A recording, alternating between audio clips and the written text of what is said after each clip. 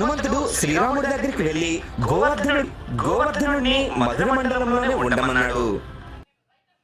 రామసేతు నిర్మాణానికి ఆ చుట్టుపక్కల ప్రాంతాల్లో ఉండే చెట్లు, రాళ్లు, కొండలు, గుట్టలు సరిపోకపోవడంతో హనుమంతుడు హిమాలయాలకు వెళ్లి గోవర్ధనగిరిని పెకిలించే ప్రయత్నం చేశాడు. కానీ హనుమంతుడు ఎంత ప్రయత్నించినా గోవర్ధనుడు అంగుళం కూడా కదలలేదు.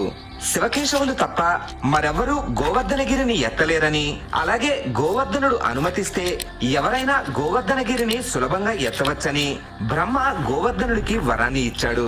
శ్రీరాముడి స్పర్శ తగిలే అదృష్టాన్ని కల్పిస్తానని హనుమంతుడు మాట ఇవ్వడంతో గోవర్ధనగిరి సునాయాసంగా పైకి లేచింది. కానీ హనుమంతుడు వచ్చేసరికి రామసేతు నిర్మాణం పూర్తయింది.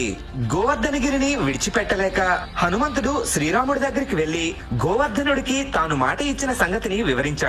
ద్వాపర యుగంలో తాను శ్రీకృష్ణుడిగా జన్మించి గోవర్ధనగిరిని చిటికెన వేలుతో పైకెత్తి ఉద్ధరిస్తానని చెప్పడంతో హనుమంతుడు అదే విషయాన్ని గోవర్ధనుడికి చెప్పి గోవర్ధనుడిని మధుర మండలంలోనే ఉండమన్నాడు. రామసేతు నిర్మాణానికి ఆ చుట్టుపక్కల ప్రాంతాల్లో ఉండే